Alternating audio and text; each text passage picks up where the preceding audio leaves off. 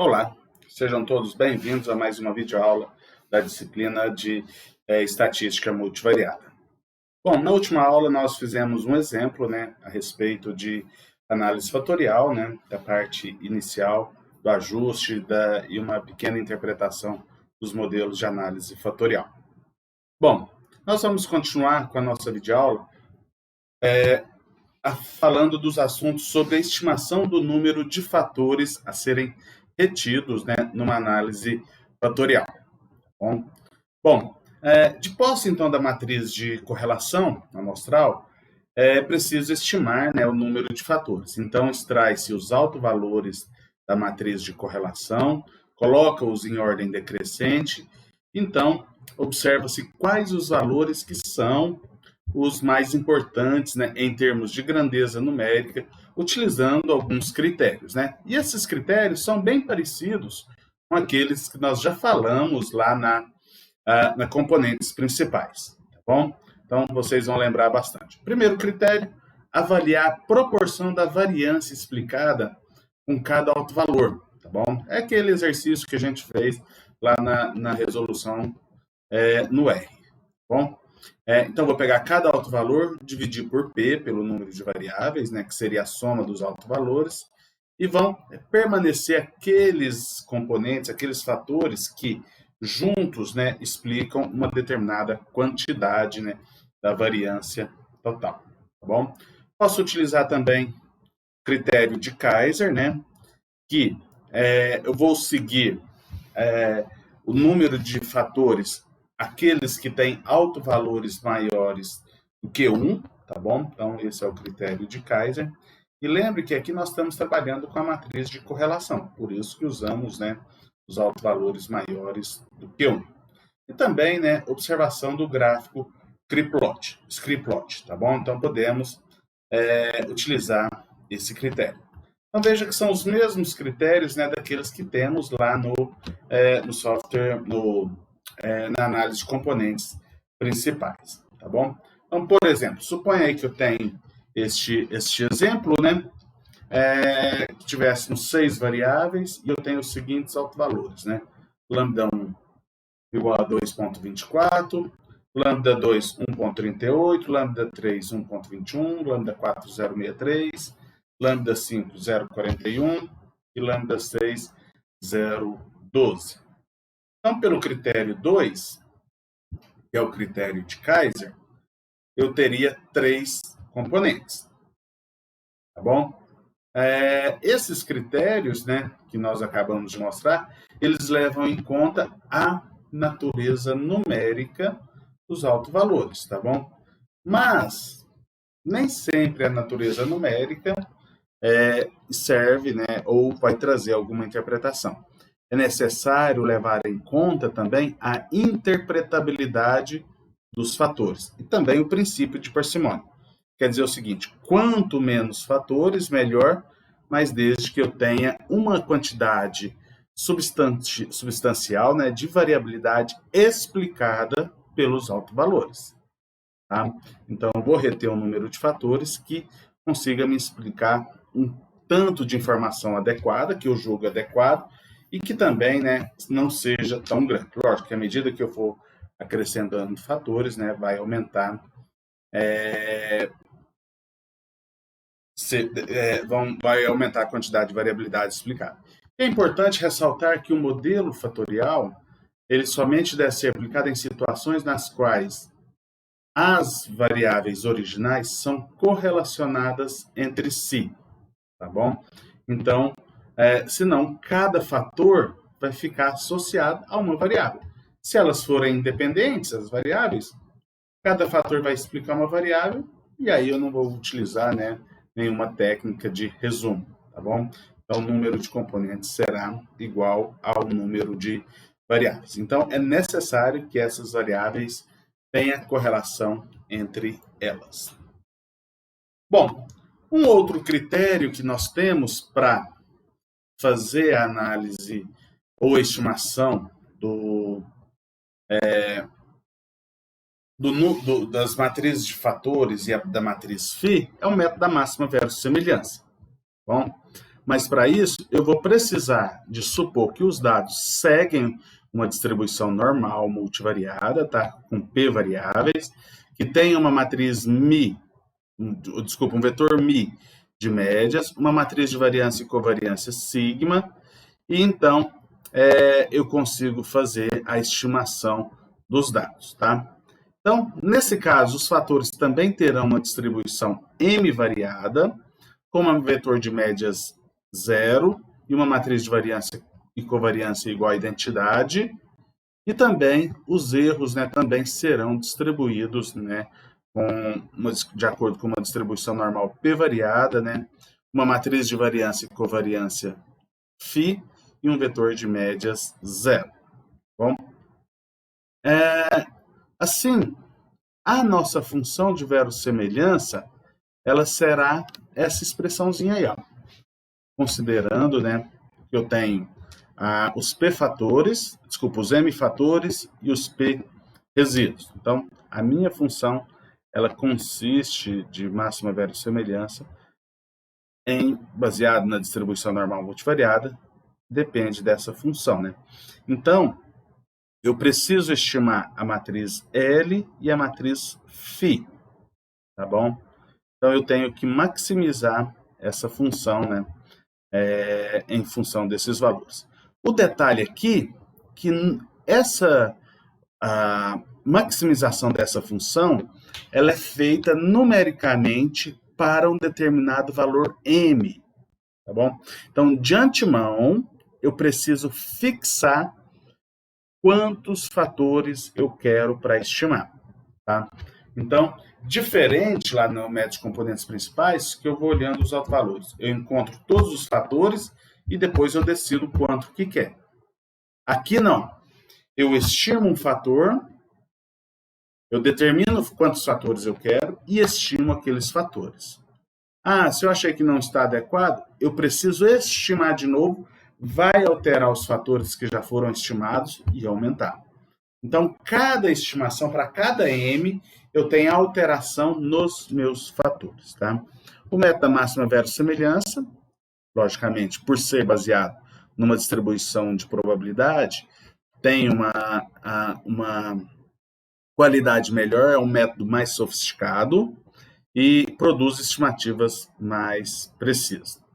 No entanto, né, precisamos dessa verificação, né, se os dados seguem distribuição normal multivariada ou não, tá bom? Para os vetores Z, as variáveis aleatórias, para o F e para os épsilons, tá? Para os resíduos. Então, como já dissemos, né, o método da máxima verossemelhança exige que se tenha pré-especificado o valor de fatores, né? Então, logo uma mudança nesse valor, né, no número de fatores, provoca uma alteração, né, das cargas fatoriais. Uma ideia aqui, normalmente, é que as pessoas fazem, para não ficar uma busca desenfreada de qual número de fatores a serem encontrados, é aplicar componentes principais, inicialmente, para ver quantos fatores são adequados, utilizando como uma técnica de análise exploratória para ter um indicativo, e depois aplica-se, né, o método da máxima verossemelhança. Tá? Então, desse mesmo modo, né, quando os dados provêm de uma distribuição multivariada, é melhor você utilizar componentes principais, né, e depois utilizar o método da máxima verossemelhança, aperfeiçoando, né, as estimativas, ok? Então, os softwares, né, eles fazem aí basicamente essa estimação. Bom, lembra que falamos que os fatores, eles são variáveis latentes, que nós não conseguimos medir, mas nós podemos estimar. Uma vez que eu vejo quais fatores estão associados a quais variáveis, e eu tenho qual que é o peso de cada fator para cada variável, a carga fatorial, eu consigo, e logicamente os estimadores, né, os valores das amostras para as variáveis, eu consigo estimar quais os scores desses fatores que eu estou interessado, tá bom? Então, eu posso fazer, né, estimar, assim como nós fazemos nas componentes principais, eu posso identificar os fatores, interpretá-los, né, e também estimar valores, né, para cada elemento amostral, para cada item da amostra, né, e utilizar esses scores dos fatores para as outras amostras, né. Por exemplo, eu quero avaliar a satisfação com um determinado produto. E aí eu tenho lá uma análise fatorial de várias perguntas, de várias pessoas que participaram. Então eu consigo estimar a satisfação com esse produto, tá? Então, será que esse produto difere de gênero masculino para gênero feminino? Eu posso fazer uma comparação, né, entre dois grupos. De moradores de bairro, quem mora num bairro de classe alta, classe média, classe baixa, classe A, B, C, D. Então, será que existem diferenças entre esses fatores? Posso fazer comparações, né? Então, são diversos itens que podemos fazer. Então, para cada elemento da nossa amostra, eu consigo escrever que o meu fator ele vai ser um peso vezes a variável, mais variável 1, outro peso 2 vezes a variável 2, assim até um peso j vezes a variável j. Isso aqui nos lembra o quê? Um modelo de regressão linear múltipla. Tá? Uma variável resposta e várias variáveis preditoras. Tá? E aí, então, eu posso utilizar o método de mínimos quadrados ponderados. É um dos métodos mais comuns, né, para estimarmos esses scores aí. Tá bom?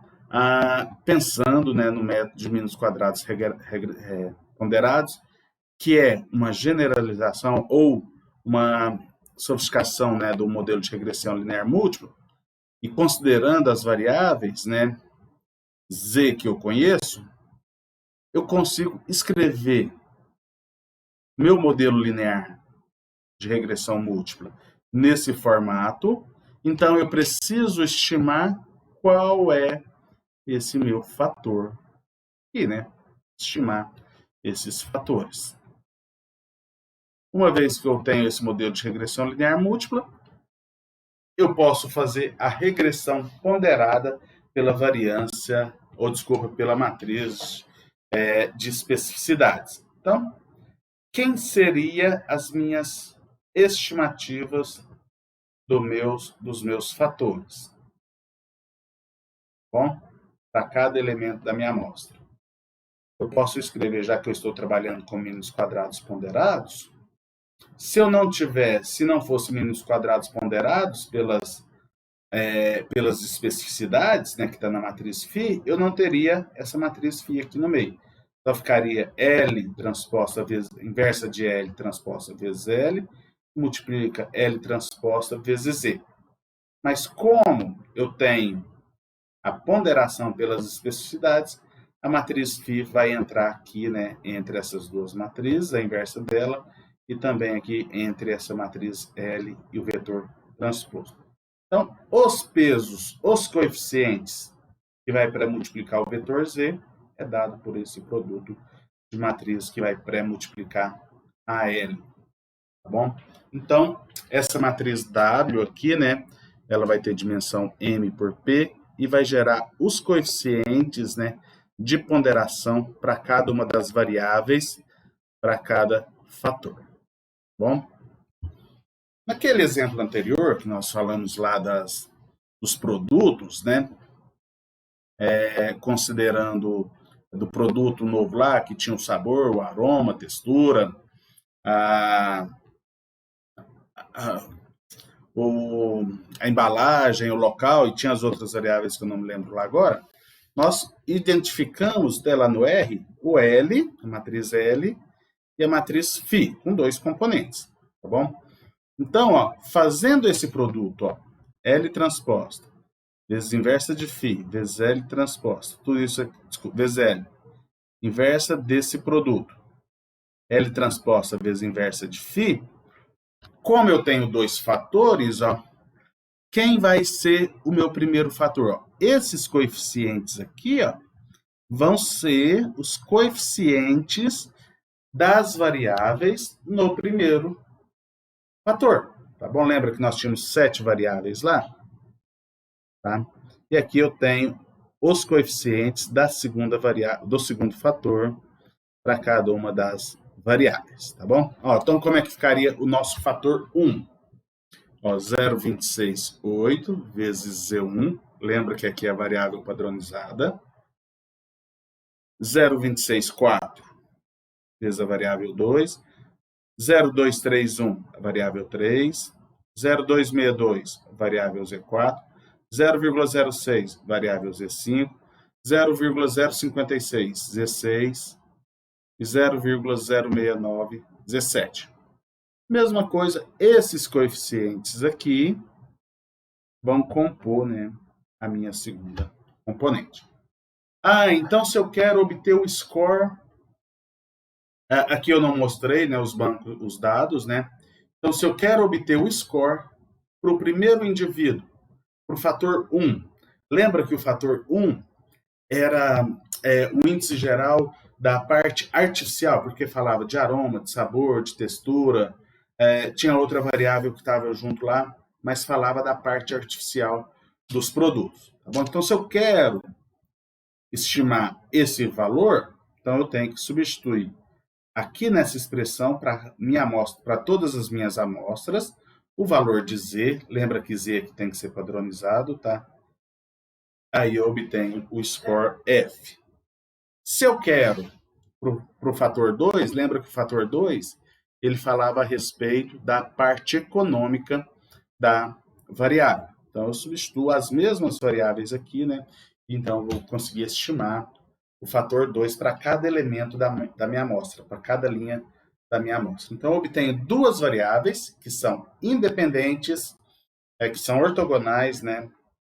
E que me explica cada uma delas um tipo de informação. Ok? Então, esse é o formato que nós temos. Muito bem, então assim nós terminamos, né, a nossa videoaula com a continuação desses assuntos. Nos vemos na próxima videoaula, desejamos bons estudos a todos e até mais.